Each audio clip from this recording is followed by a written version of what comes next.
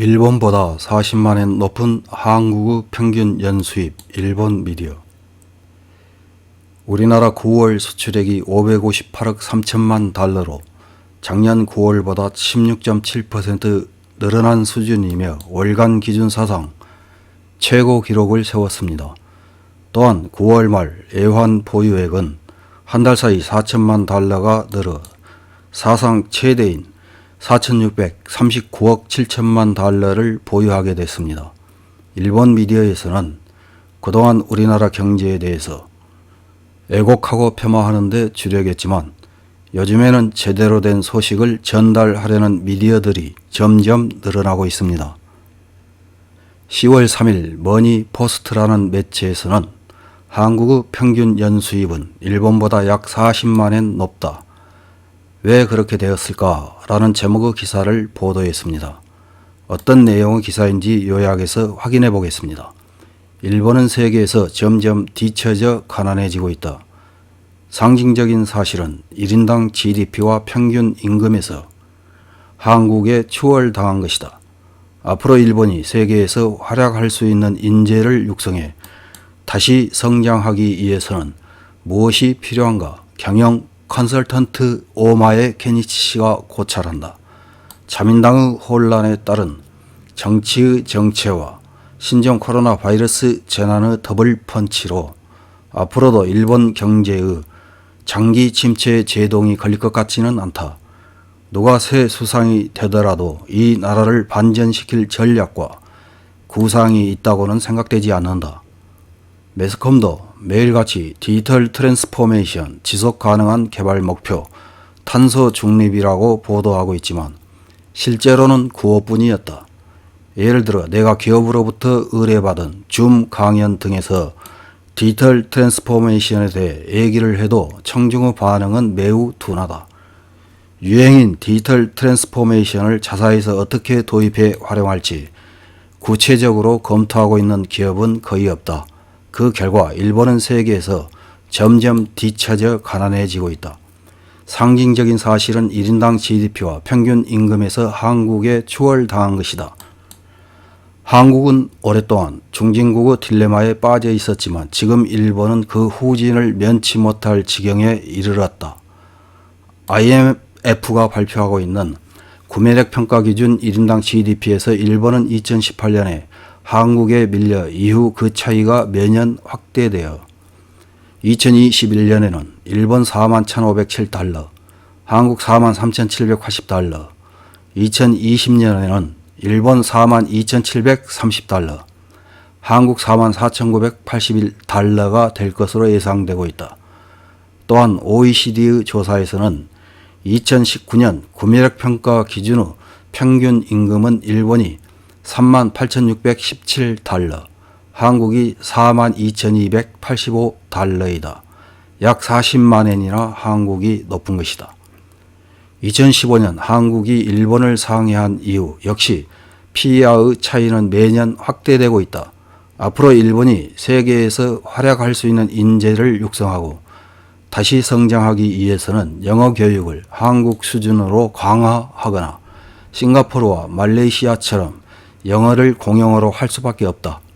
IT 교육은 요즘 아이들은 태어날 때부터 스마트폰이 염색체의 일부가 되고 있는 스마트폰 네이티브이기 때문에 그것을 전제로 10년 후, 20년 후를 선점한 것이어야 한다.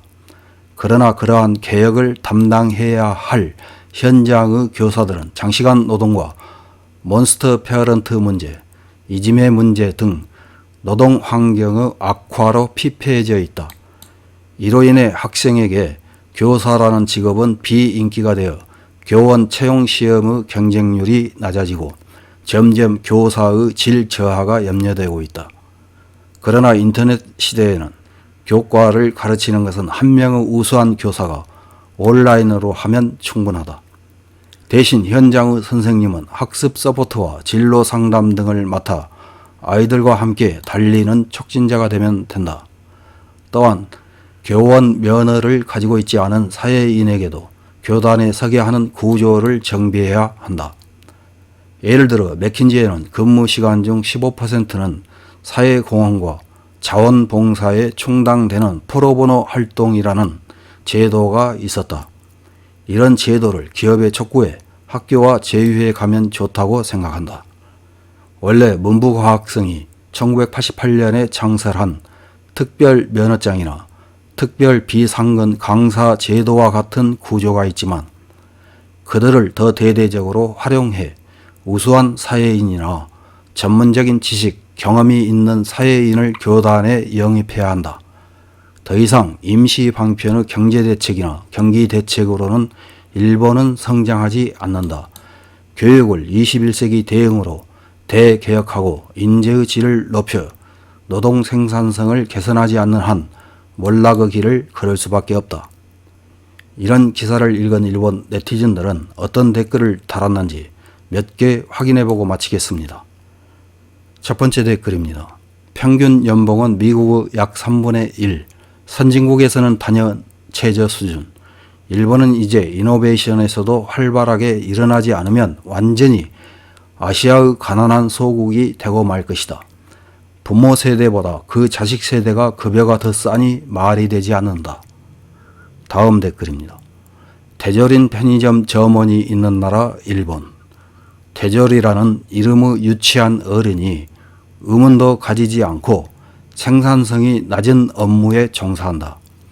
정치인과 교원의 월급에 불평하는 나라 일본. 나라를 만들고 사람을 키워야 할 정치인과 교육자의 질이 떨어지면 그 나라의 질이 떨어지는 것은 당연. 빈부격차가 없는 것을 좋다고 해도 나라 자체가 가난하면 그 나라는 멸망한다. 다음 댓글입니다. 자민당의 장기태만 정치 탓이에요. 표를 얻기 쉬운 정책을 고집하며 산업을 육성하는 장기 정책을 펴오지 않았기 때문입니다. 저출산 고령화 문제를 계속 무시한 것이나 너덜너덜한 원자력에 의존한 전력 정책 등 정말 무능합니다. 다음 댓글입니다. 요점은 외화를 버느냐 마느냐의 차이. 예를 들어 해외에서는 J-POP보다 K-POP이 단연 지명도가 높아 팔리고 있다. 장사를 잘하는 것일까? 반대로 일본이 서툰 것일까? 말할 수 있는 건 다급한 느낌이 다르군요. 그리고 야심. 학교에서 야망을 더 쌓는 교육을 했으면 좋겠다. 다음 댓글입니다. 마치 쇄국 시대처럼 일본의 젊은이들이 국내에만 눈을 돌리고 있다고 느낀다.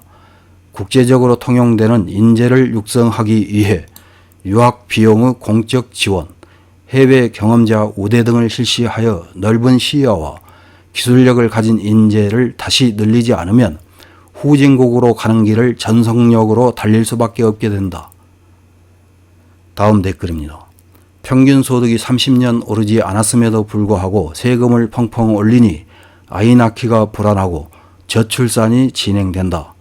일본이 멈춘 동안 점점 세계의 소득이 오름과 함께 물가도 오르고 있기 때문에 일본의 물가도 오른다.